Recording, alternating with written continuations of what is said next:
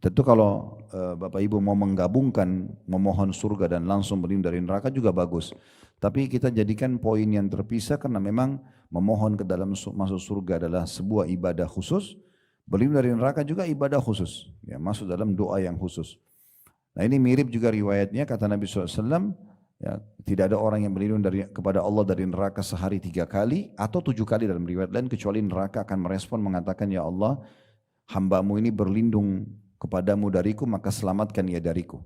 Dalam penutupan hadis kata Nabi SAW maka dua-duanya surga dan neraka diizinkan untuk memberikan syafaat.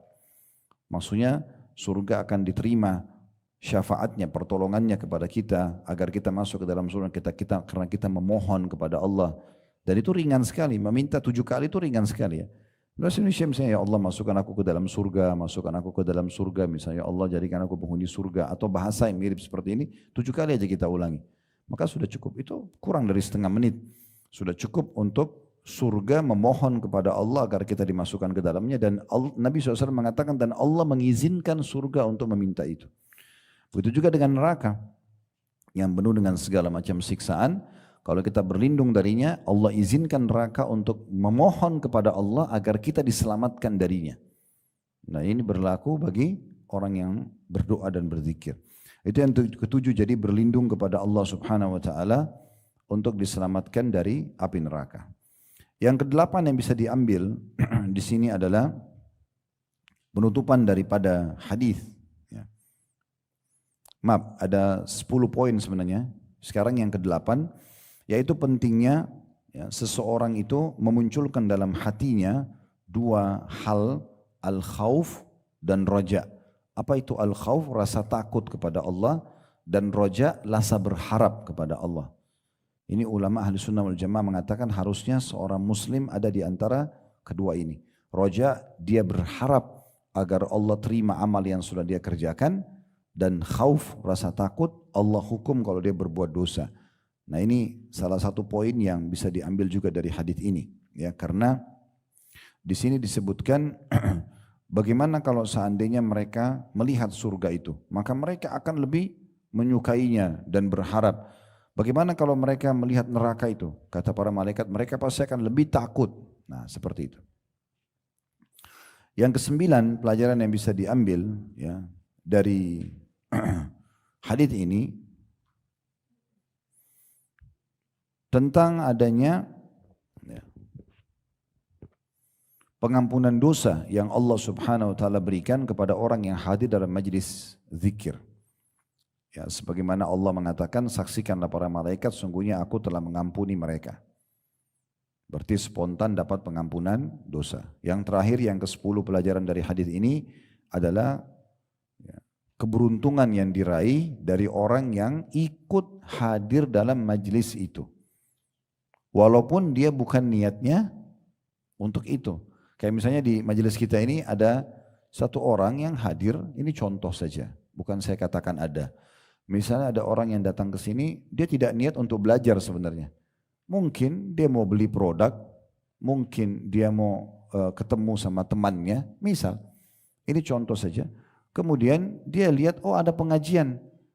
Karena belum bisa transaksi, misalnya dia duduk dulu. Dia nunggu, tapi duduknya dalam majelis ini, bukan duduk di tempat lain. Maka keberkahan majelis ini akan membuat orang itu pun dapat pengampunan dosa. Nah itu dari penutupan hadis, perhatikan. Karena para malaikat berkata begini, tetapi di antara mereka, ya Allah, ada orang atau fulan yang tidak termasuk orang-orang berzikir.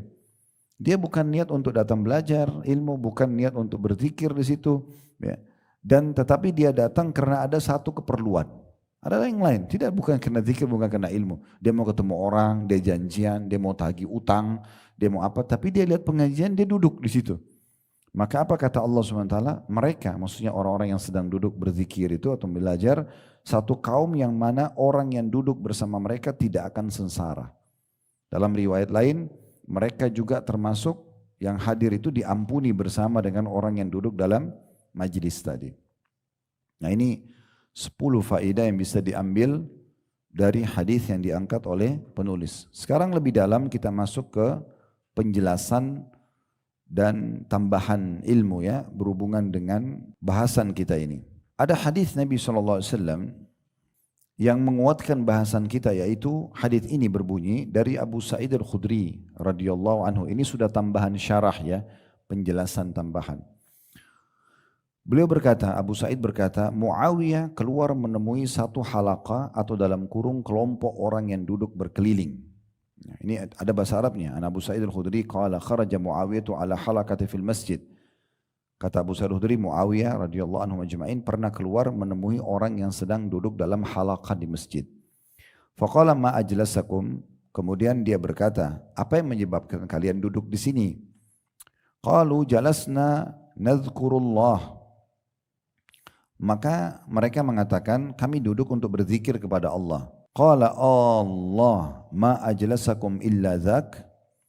Maka Muawiyah mengatakan, saya bertanya atas nama Allah, apakah benar kalian duduk di sini betul-betul murni hanya itu, hanya untuk berzikir saja?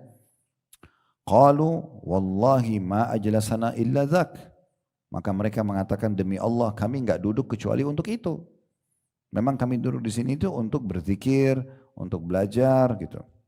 Qala ama inni lam astakhlifakum tuhmatan lakum wa ma kana ahadun bimanzilati min Rasulillah sallallahu alaihi wasallam aqalla anhu hadithan minni.